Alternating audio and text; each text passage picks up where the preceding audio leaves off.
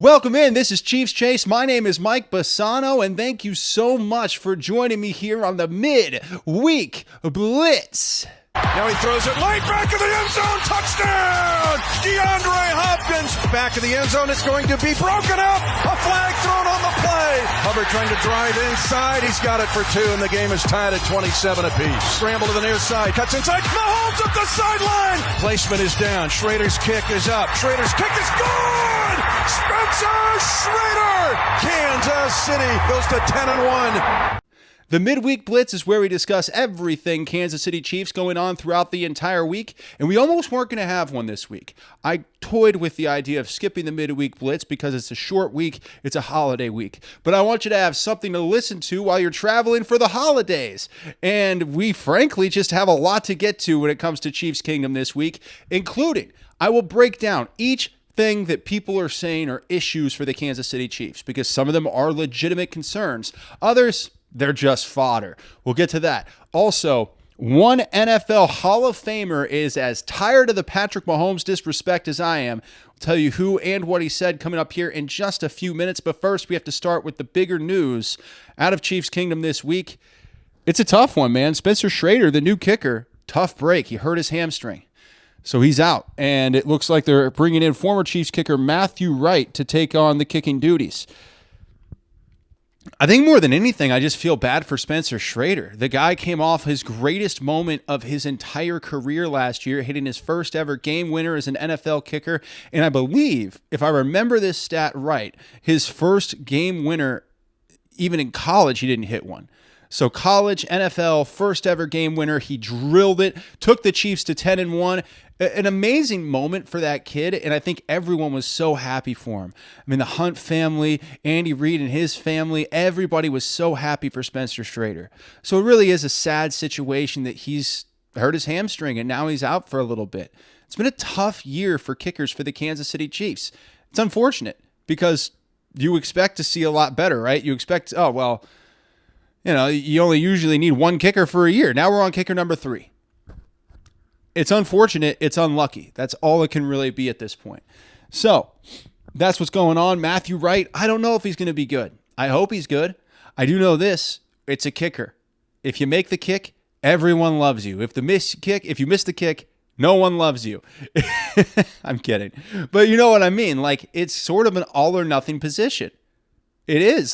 There's not a lot else to break down. Other positions, you have, 10 other guys on the field that impact your play. You have so many other things going on around you that it's hard to put everything on one guy.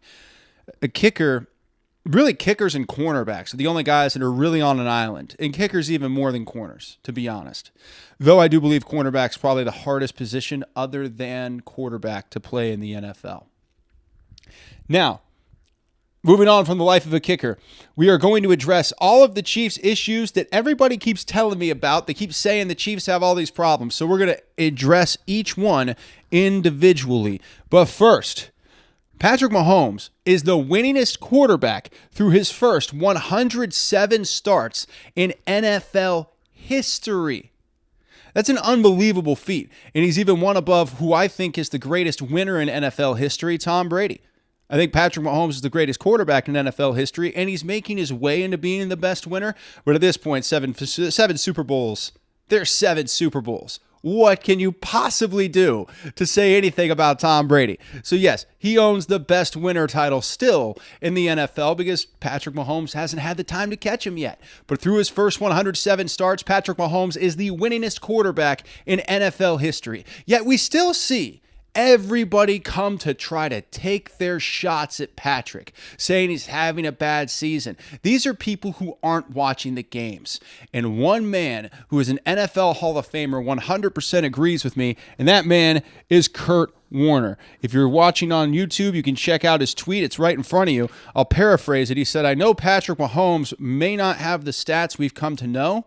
Offense might not be scoring up to expectations, but until you watch the games, you pop on tape every week, you have no idea how good this guy really is. He continually makes the biggest plays in the biggest moments." Again, that's paraphrasing. Go ahead and check it out on YouTube if you want to see the whole tweet, or you can Google it, whatever. Well, thank goodness somebody's watching the games. Kurt Warner is finally putting all the haters to rest, telling them what I've been saying for weeks and what everybody should have already known. The people who hate on Patrick Mahomes are people that don't watch Patrick Mahomes play. All they do is read stats. Congratulations. You can read numbers. You're in kindergarten. Maybe you can graduate to first grade and actually watch a football game and understand what you're seeing, because Kurt Warner knows it, I know it, and anyone who watches the Chiefs consistently and watches other teams consistently knows that Patrick Mahomes is the most special quarterback in the NFL, and frankly, it's not close. He continues to make big plays in big moments, and whenever the team is really down and really needs something to come along, Patrick Mahomes is your guy. He steps in and he crushes consistently. And he hasn't put up gaudy numbers, but the way that he's playing the game right now isn't really to put up gaudy numbers. He had to throw for 3 touchdowns against the Panthers. He had to put on the Superman cape against the Panthers because something's going on with the defense. We'll discuss it.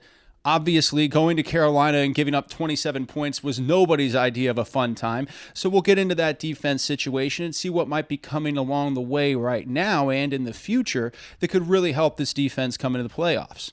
But the idea that Patrick Mahomes gets all these haters, it drives me crazy. Yeah, Mahomes isn't perfect, but could you imagine, just for a second, if Patrick Mahomes threw 5 interceptions in a game like Jared Goff did just a couple of weeks ago? People would be losing their minds in the streets. They'd be sprinting around in circles screaming, Patrick Mahomes is a fraud, Patrick Mahomes is a fraud. When in reality, Patrick Mahomes would never throw 5 interceptions in a game. He threw 3 interceptions once in 2022, and it felt like people wouldn't stop talking about it. So this is really Patrick Mahomes being a victim of his own success. He's so good, and he's been so good for so long that every week, every season, people are expecting an MVP. That's not realistic. Lamar Jackson's going to win the MVP this year, his 3rd, an incredible feat. Mahomes has 2. Do you think Lamar Jackson would trade out some of his MVPs for a couple of Super Bowl trophies? Yeah, he would. So you'd much rather have the quarterback that's great in winning time. When the game is on the line, Patrick Mahomes comes through every single time. You look throughout Patrick Mahomes' career, and it's one of the most incredible things you've ever seen in the clutch moments. When the team needs a final drive, Mahomes is always there. If you look at the games, the close games the Chiefs lost, it's always a situation where Mahomes doesn't really get a chance at the end. If you give Mahomes the ball back with over a minute left, he's going to win. And that's become a situation that everyone in the NFL automatically understands. It was like Michael Jordan with the Chicago Bulls, man. You give him the ball, he could be having a mediocre game or even a bad game, but you give him the ball with time on the clock in a game-winning situation, and everybody just already knows it's curtains. Patrick Mahomes is bringing that win home just like he did against the Carolina Panthers with nobody helping him. His weapons, in large part, not doing a lot to help him. His offensive line doing absolutely nothing to help him. Yet he puts the team on his back, puts the Superman cape on, and runs for a first down, and then breaks a long run off of a block from Justin Watson and gets the Chiefs in game-winning field goal range. That's the kind of quarterback you have to have if you want to win Super Bowls. You can put up big numbers if you want to. You can put up all the passing yards in the world, but none of that matters when it comes down to winning time. Patrick Mahomes is a winning time quarterback. And really, when I hear fans come after Patrick Mahomes, only bandwagon fans come after Patrick Mahomes because they don't understand how good they have it. They don't see how good they have it. They get mad about stuff. I'll never forget this. I'm reading through some stuff this week, and I'm seeing these people that are saying, well, Patrick Mahomes' play is just unacceptable. Are you kidding me? Do you know who Patrick Mahomes is? These are the bandwagon fans. I get accused all the time of being a bandwagon fan, which is the best thing in the world, by the way. Please.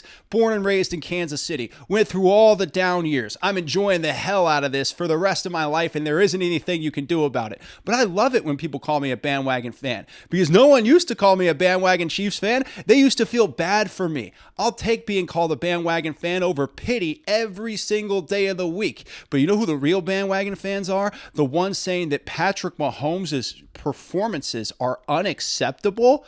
You know what's unacceptable? 2012. Go Google it. That's unacceptable. That is not what the Chiefs are anymore. They haven't had a losing season since 2012 because they brought in Andy Reid, an entirely new regime. So what we should be is very grateful for a 10-1 team. The idea that I've seen the term unacceptable to describe a 10-1 team is one of the most asinine things I've ever seen in my entire life. I honestly feel bad for people who feel that way because your world must be very small and very sad.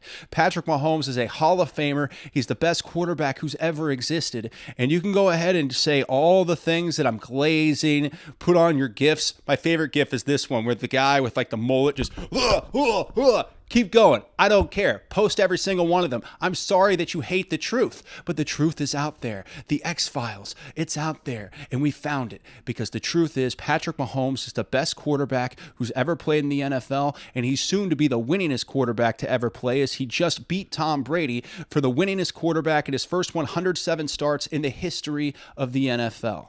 Get off Patrick Mahomes. He's the only reason the Chiefs are 10-1, and anything that's said to the contrary should be incredibly discounted. Now, going on to all the issues. These are all the issues that fans have been telling me all week the Chiefs have. And you know what? Some of them are legitimate concerns. Some of them are not. We'll break them down one by one, including the offensive line. That's coming up next. But first, we're going to get to the secondary of the Kansas City Chiefs, in particular, Najee Johnson. Najee Johnson has had some issues, had a very good game against Carolina. But the thing is, here's the thing. Najee Johnson's really talented. He's just in the wrong position a lot of times. And that's not a good thing at all. But it does mean it's fixable. It means if he can get in the right position, and bear in mind, he's taking over for Jalen Watson. He's not supposed to be in the position he's in. So it's going to take a little bit of time for Najee Johnson, but his talent is there. He had 5 tackles and a pass defense, and I think one of the best Pro Football Focus ratings of the entire team against the Carolina Panthers. So what Najee Johnson has is a lot of upside, and I think a lot of potential.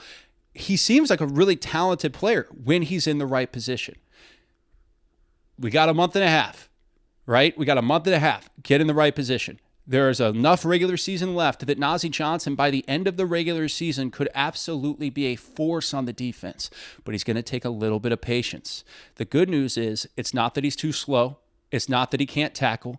It's not that he can't defend. We've seen him do all those things. But you have to be in position to do them consistently. So far, Najee Johnson has failed to be in position a lot of the time. If he can fix that, and that'll come through coaching, through repetition, and through game experience. He's adjusting to taking over Jalen Watson's role.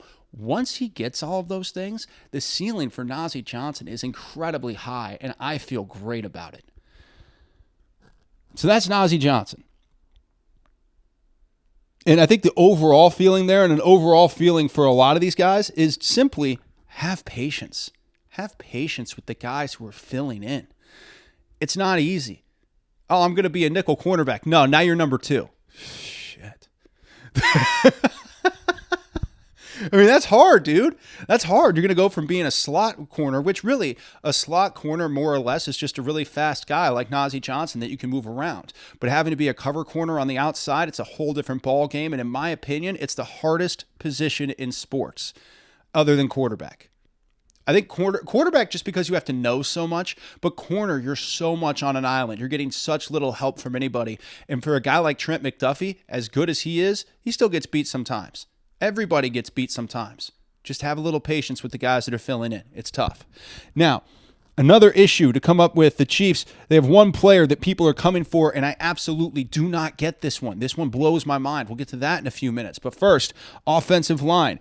This issue, I think, is very legitimate.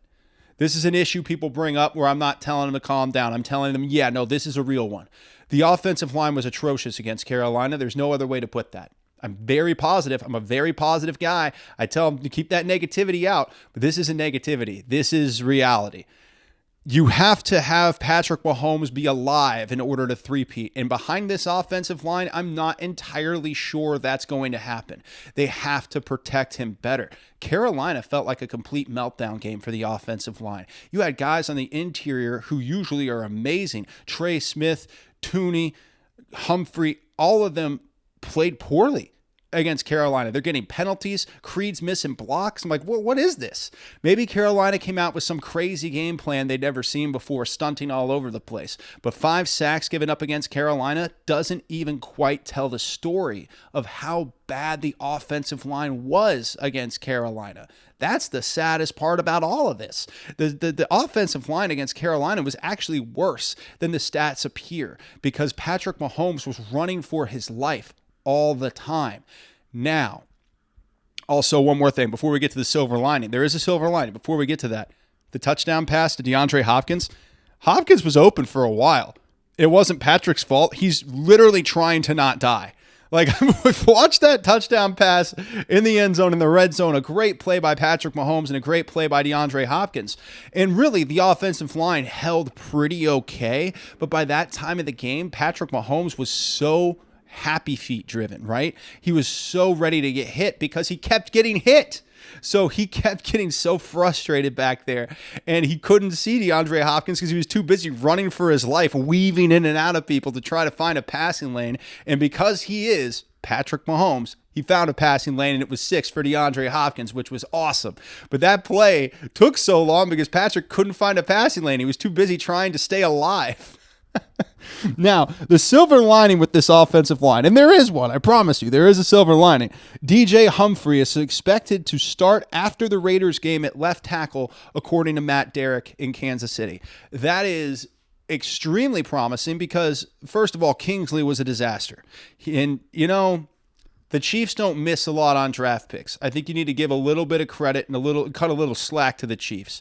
Not every team is getting L'Jarius Sneed in the 5th round. Not every team is getting Tyreek Hill in the 5th round. They've been incredible at drafting, incredible at bringing in guys who are undrafted free agents.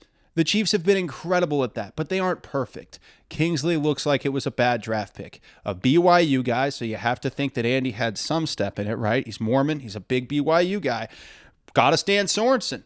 Helped us win our first Super Bowl. So it has upsides that Andy Reid has a lot of connections to BYU. Let's not get upset at Andy for his love of BYU. It has helped us a lot in the past. This time it didn't. Kingsley, I think, is going to be inactive once DJ Humphrey gets elevated and starts at left tackle, and then Wanya Morris will be your backup. And by the way, Wanya Morris was expected to be the backup left tackle this year. He's a dang good backup left tackle. If someone went down, then yeah, Wanya Morris is a really good guy to plug in, but he's not a starter. And that's become abundantly clear, I think, for the entire team. But when he went down against Buffalo, when Wanya Morris went down against Buffalo and Kingsley came back in for the first time since early in the season when he almost got Mahomes killed, when Wanya went down against Buffalo, it looked like the whole left side of the offensive line completely self-destructed. It's a problem. So DJ Humphrey, help is on the way. Now, does he step in and play like Willie Roaf? I don't know. Maybe you go get Willie Roaf, right? Maybe go get Willie. Maybe go get Willie Roaf. We might need him. He's in his 50s. You got one game in you, Willie. Come on, man. Hall of Famer, Willie Roaf, by the way. Now, before we move on, Carolina did feel a little bit fluky. Like that game, the interior offensive line for the Chiefs has been nails for years. All 3 of those guys, Tooney, Humphrey, Smith, they've all been nails for years. So the Carolina game feels a little fluky to me. I'm not going to call a state of emergency just quite yet, but that is a concern to keep your eye on. It's a legitimate concern if it continues. I'll put it that way. Now, the final issue to me is the final issue that Chiefs fans keep bringing to me is also, I think, legitimate, but help is on the way. We'll tell you what that is here in just a few minutes. But first, there's one player that people are continuing to bring up to me as like a problem on the Chiefs, and it's kind of shocking to me. Justin Watson. People are saying Justin Watson is getting too many snaps. He's not good enough. Justin Watson, do you know what injury reports are? Justin Watson's not supposed to be getting the amount of snaps he is, but that's what happens when players get injured. They aren't robots. They're human beings. And when they get injured, you have other human beings to step up that aren't as good as them because if they were, they would be starting. What kind of Alice in Wonderland type world am I living in where Chiefs players get injured, new guys step in, and everyone expects them to be as good as the guy they're replacing? That's not how life works.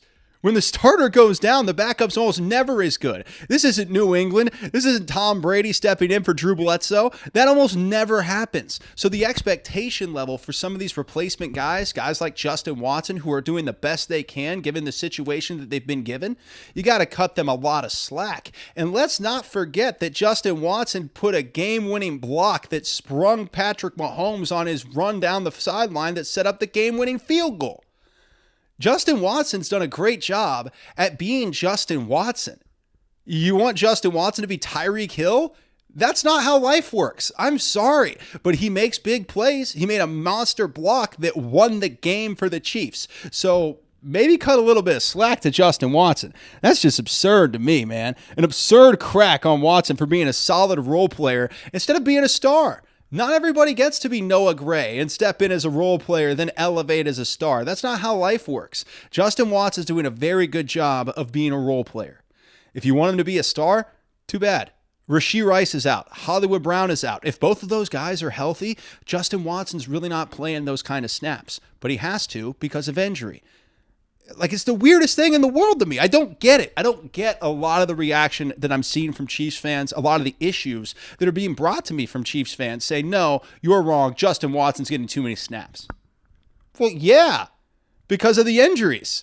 If everybody was healthy and Justin Watson was getting this many snaps, yes, it would be a concern. I would be right there with you with bells on saying, hey, Brett Veach, what are you doing?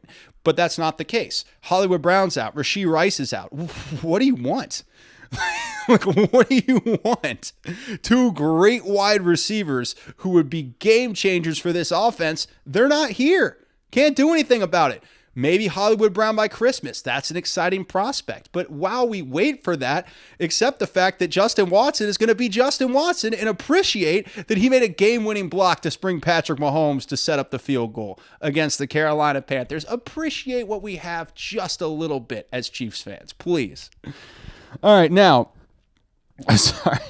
wow. Now, the Chiefs take on the Raiders. We're going to get to that coming up next. And in my mind, there is one goal against the Raiders. Tell you what that is coming up in a few minutes. But first, the final issue that everybody tells me about the Chiefs, and it's one that's, I think, the most legitimate. Pass rush. It's been a problem all season long. There hasn't been a game where I felt like the Chiefs got a legitimate pass rush on a consistent basis. They are bottom 5 in the NFL in sacks, and that's a stat that does tell the story. Because you watch all the games, you know just by watching, where's the pass rush? Especially against Buffalo. It felt like Josh Allen had all day, and when he did get some pressure, he had running lanes as wide as a semi-truck. That was a big problem for this team, and you know what? That's the truth. Pass rushing is a big problem for this team. They have to get better.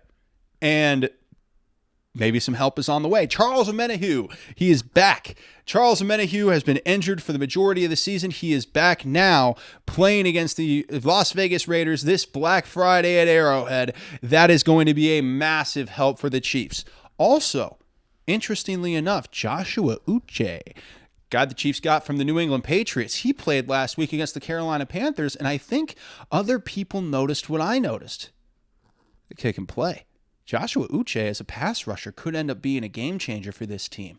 Let him get more involved in the defense. Let him get stronger in practice, understand Spags' scheme, and then let him get out there. Let's see what happens. Joshua Uche looks like a real football player to me, baby. He looks like a guy who could really come along. So I'm excited about the future of the pass rush, but make no mistake, it has been abysmal this year. There's no other way to put the pass rush. It has been abysmal.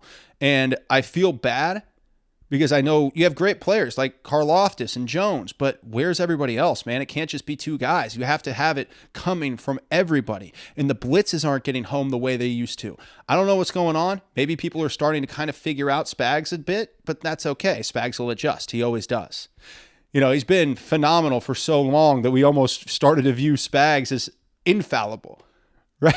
It's really, I started to view Steve Spagnuolo as like a defensive god, someone who can't make mistakes because he's always right. And frankly, that's because Steve Spagnuolo has consistently proven that he is that guy. But now we're seeing that he is a little bit human because the pass rushes aren't getting there. The blitzes aren't quite getting home the way they normally do. They aren't even disrupting the quarterbacks the way they normally do. So Spags getting the amount of points put up on him in the last 2 weeks, that's something that he's probably really ticked off about. And a ticked off Spags equals a really ticked off defense. And that's what I want to see from the Kansas City Chiefs this week. Very excited to see what happens with Charles Omenihu back and with Joshua Uche hopefully getting some more snaps, because he seems to be a guy that might have that dog in him. Now, all that said, to wrap this up, if by Christmas Day the Chiefs' pass rush is still a very legitimate problem, we are going to have a very different conversation on this show. That I can promise you. So stay tuned. Or by Christmas, the Chiefs are racking up sacks like crazy and we're having a celebration. Who knows? We'll find out. That's the exciting part, right? They still have to play. Now, one thing to keep in perspective headed into Black Friday, we'll get to that to end the midweek blitz. But first, the Chiefs take on the Raiders, and in my mind, there is one goal in this game, and that goal is simply don't let Max Crosby get to Patrick Mahomes. That is all I care about in this game, because the offensive line has been so suspect and Patrick Mahomes has been taking so many hits, and Max Crosby is absolutely a machine. So if the Chiefs can find a way to get Max Crosby to not plant Patrick Mahomes, that's all I care about in this game. Get by with a win, probably. I don't know. The number one thing, all I care about, dude, seriously, is Patrick Mahomes' health. Because watching that Panthers game, I'm cringing up all the time because of the amount that he's getting hit. So if the Carolina Panthers are able to get home that easily on Patrick Mahomes and be that disruptive for Patrick Mahomes and hit him that many times, what's Max Crosby going to do? That scares me. So the number one focus for me this week is just keep Max Crosby away from Patrick Mahomes. It's all I care about, because I'm so sad seeing Patrick get hit as many times as he's getting, because we need the best quarterback, the face of the franchise, the face of the NFL. And that's what's frustrating, I think, for a lot of people about the offensive line. It's not like you're protecting Brody Croyle back there. You're protecting Patrick Mahomes. You've invested $500 million into this guy. He is the face of the franchise. He's got the key to the city. We're willing to do anything for Patrick Mahomes, but we got to protect him. That has to be the first thing we're willing to do, is protect the man. So hopefully that gets figured out. Forget losing. You have to protect your franchise quarterback. I don't care if we have to call Willie Roaf. Call up Willie. Does he have a game in him? Can Willie Roaf, for one game, stop Max Crosby? There are no bad ideas. Only people unwilling to speak on their ideas. You never know, man. I'm just hoping that Max Crosby gets stopped. It's so hard to stop. He's like, if you've been watching any Raiders this year, or you've been watching Max Crosby at all, he is the best he's ever been, I think. I think the game's slowed down for him. He looks like a relentless pass rusher like he has always been, but he's more controlled. He's more disciplined. I think we're seeing a better Max Crosby than we've ever seen, and you have to do everything you can. I don't care if Travis Kelce has to stay in and block, whatever. You have to stop Max Crosby. And that's another thing. The problem with the pass protection is also that oftentimes we see Travis Kelce now staying in to block because nobody else can stop someone from getting to Patrick Mahomes. That hurts Travis Kelce and it hurts the Chiefs' offense. It hurts Kelce's numbers. But more importantly, when the offense is flowing through Travis Kelce, the Chiefs are moving the ball better than they are when it's flowing through anybody else. So Travis Kelce being a focal point of the offense is so incredibly important. If he has to stay in and block because of this offensive line, it takes away a lot of what the Chiefs like to do offensively. So that's another huge reason why the offensive line has to get better, and you have got to key on Max Crosby this Friday. All right, we'll wrap things up here. One thing to keep in mind. Just one thing to keep in mind, and we'll make a prediction. I think the Chiefs win 30-14. I'll take Chiefs 30-14. I think they come back. It's at home. It's on Black Friday. It's nationally televised. I think they try to make a statement, and they put up 30 points and hold the Raiders to 14. Now, one thing to keep in mind. The Chiefs' expectations are a little bit absurd. I've never seen more people denigrate a 10-1 football team that's also back-to-back champions. This isn't some fluky year where the Chiefs just suddenly went on a tear and won 9 games in a row. This is a back-to-back defending champion football team that is also 10-1. That's ridiculous to discount a team like that, but the expectations for the Chiefs have gotten insane. Could you imagine if Patrick Mahomes ever threw 5 interceptions in a game like Jared Goff did just a couple of weeks ago? People would go crazy because everyone expects perfection from the Chiefs, which just isn't realistic. You have to watch the other teams. And watching all the other teams in the NFL, the Chiefs have it really nicely. Did you watch Monday Night Football? Did you see Quentin Kadarius Tony Johnson drop 3 passes? The Chiefs are doing just fine. Nobody's perfect. Everybody's screwing up here and there. The Chiefs are doing very well for themselves. They aren't a perfect team, but if you watch the other teams in the NFL, neither is anybody else. So don't allow these absurd expectations to be put on the Chiefs that are frankly unfair and unrealistic. The idea that the Chiefs should have been expected to go undefeated, that's something people just made up so they could crack on the Chiefs when it didn't happen. The fact is, the Kansas City Chiefs are the best team in the NFL, and anybody saying otherwise hasn't been watching the games. They've just been reading the stats like kindergartners. Thank you so much for joining me here on the Midweek Blitz. I'm Mike Bassano. I appreciate you guys so much. I really love doing this show, and I appreciate your interactions. I appreciate the positive. I appreciate the negative. I appreciate all of it. You have no idea. So thank you so much. Please subscribe, and I will be back here right after the Chiefs beat the Las Vegas Raiders. I always want to call them Oakland. That's why anytime I say Las Vegas Raiders, there's a pause. I always want to say Oakland. When the Chiefs beat the Las Vegas Raiders, we will be right back here on Chiefs Chase post-game. Thank you so much again. I'm Mike Bassano. Have a fantastic Thanksgiving and enjoy the game.